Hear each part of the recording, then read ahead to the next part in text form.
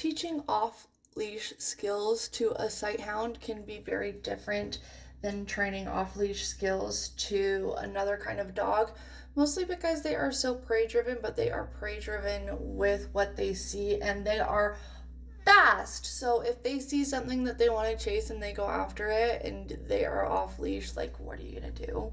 This is my first time training a sighthound one-on-one, and I am just using the knowledge that I have gained to train my sighthound off leash. But I will tell you the few little things I am doing differently to ensure her safety, keeping her breed in mind.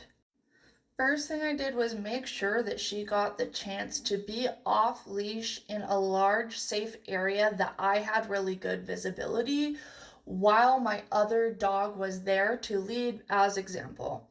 I understand that most people don't have another really well trained dog to work with.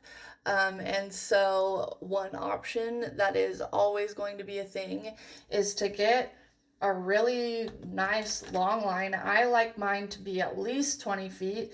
30 is a little bit better. Getting more than 30 feet sometimes gets to be a pain in the tushy to like drag that line around. But really, whatever kind of long line that you can grab in case there's an emergency and they do decide to book it, like, please prep yourself with one of those. The first thing I always keep in mind is a lot of shaping. That means if my puppy ever does choose to return to me, they're getting lots of treats and lots of praise, and I am not going to ask for anything else. They can get pets and praise and treats and then go run off again. This will teach them that coming back to me will always bring something nice. I am going to be the best option always, and teaching them this as soon as they are kind of able to get out and about safely is imperative. When puppies first come home between like 8 and 12 weeks, that little social brain of theirs is very malleable, and giving them a reason to return to you, them wanting to return to you, is one of the key factors. But also giving responsible, how do you keep them responsible, is having that long line. So if they ever do chase after something, you can just grab that leash and they are stopped. You're not going to scold them, you're not going to say anything, you're just going to be like, yep, we're done, you have no more access to that. I want you to bring way more treats than you think you need and at a really high value. I'm talking like boiled chicken, bring some cheese, bring something stinky, soft, easy to chew, and at an appropriate size for your puppy. I also love to practice the chase me game. Not you chase them chase you. They are going to chase you. You are going to want to call puppy, puppy, puppy, and run away. Make it really fun. Make it so they want to chase you. They want to follow you. Change directions as much as you can. This is difficult as someone whose heart rate is very unpredictable when they run.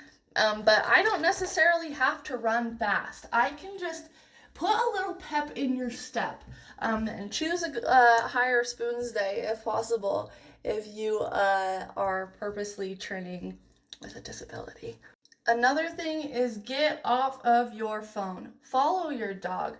Watch what they're doing. Be interested in what they're seeing, what they're smelling. You need to be engaged with them. An off-leash time is not the time to check out onto your phone. Be present. Now, Zucchini is in the works of teenagerhood. She has just hit 6 months. She's having some behavioral changes, nothing bad or anything like that. It's just what you would expect from adolescence, which is sometimes she's like, hey, I realize I don't actually have to listen to you every time you say something. So what am I doing about that? Now she gets put back on a long line. Now we are taking steps back in our training. I'm going to give you a bunch of freedom, but the rule to having the freedom is when I say you have to come back, I mean it.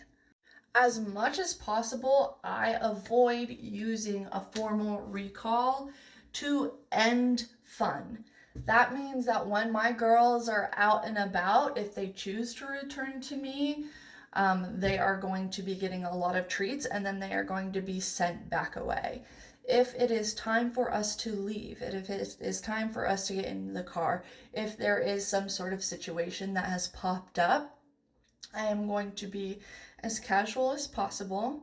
I'm not going to panic if there's something that has arisen.